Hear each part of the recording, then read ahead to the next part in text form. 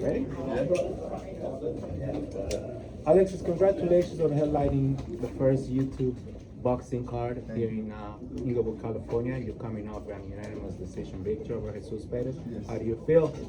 Oscar just announced winning this fight, you get to fight for a world title. Yeah. I mean, this has been a dream of mine since I was 12 years old. I think it's every boxer's dream growing up to be a world champion. And now that I'm that close to it, you know, I'm very grateful for this opportunity to be headlining the YouTube theater. I'm very excited to go out and put in a show for all my family and all for my friends and everyone that supports me.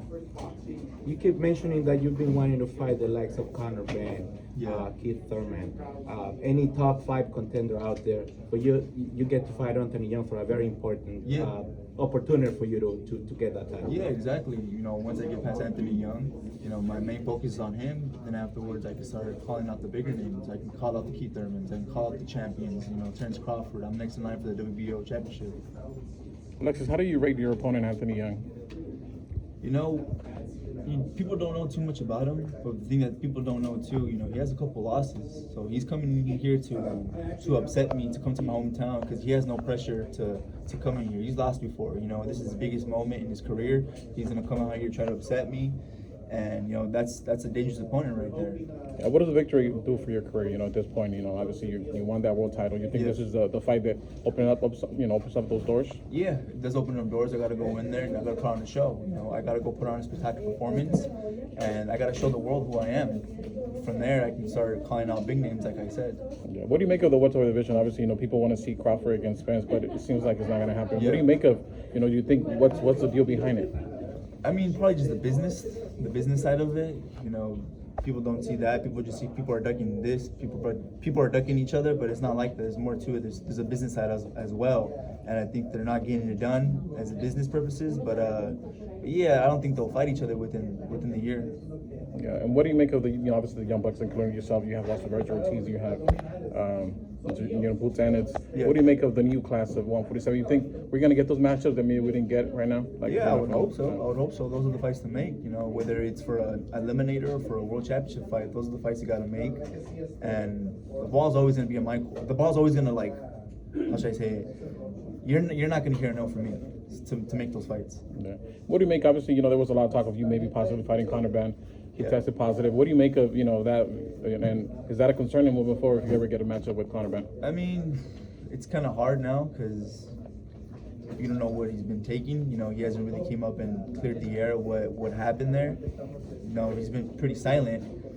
But I still do see myself, you know, testing him to go out to the UK or wherever it may be to fight him. Yeah, finally, if I could get your thoughts, obviously Ryan Garcia was going to be part of this card. He's not. What do you make of if maybe possibly fighting Joe Aldo Tank Davis? We don't know if it's going to happen or not, but just from your point of view, how do you see that fight playing out?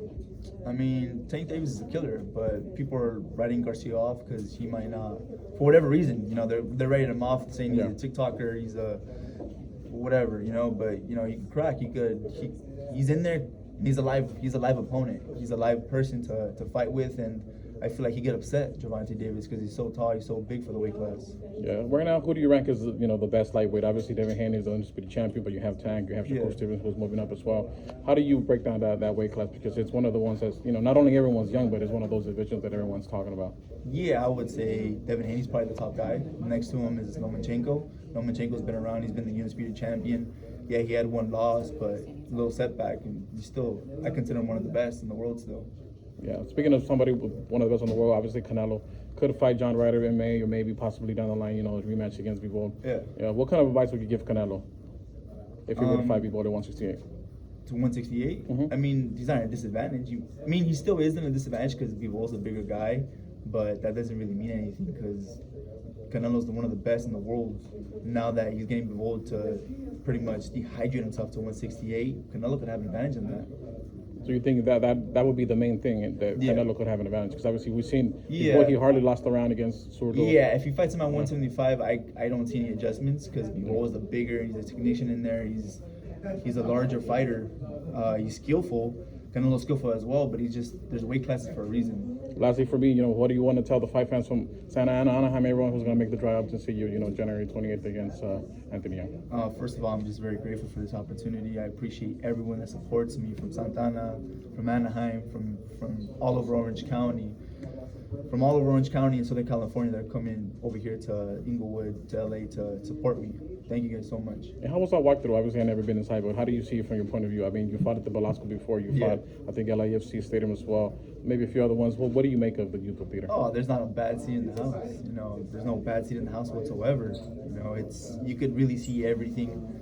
Like I said, there's no bad seat in the house, so you could really see everything. You can see all the actions. The fight fans are in for a treat. There we go. Thank you, Alexis. Thank you. Alexis.